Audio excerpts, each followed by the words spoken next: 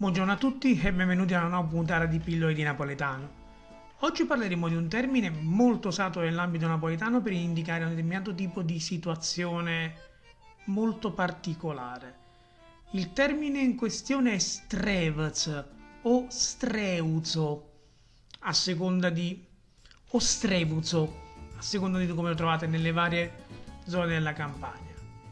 Con il termine strevz o strevuzo si intende qualcosa di strano, ma strano sotto molti contesti.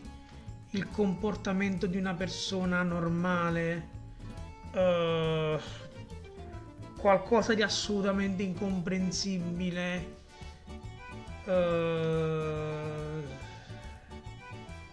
una disposizione illogica di oggetti,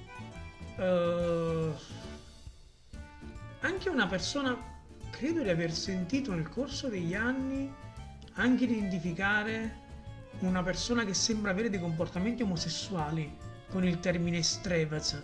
Kill è tutto strevez, quello è tutto strano, inteso in quel senso.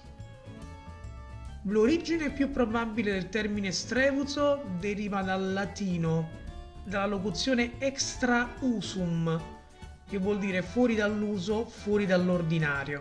E infatti la definizione più corretta di strevuz è proprio qualcosa di fuori dall'ordinario, qualcosa che va a cozzare completamente contro il nostro concetto di quotidianità, ma anche proprio con i comportamenti, nei modi, nel fare.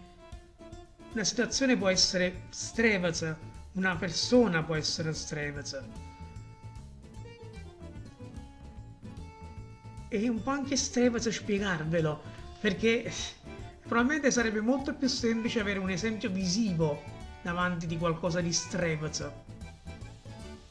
E prima che lo chiediate, no, la pizza con l'ananas non è strevez. Quello non dovrebbe neanche esistere, quella è un'altra storia.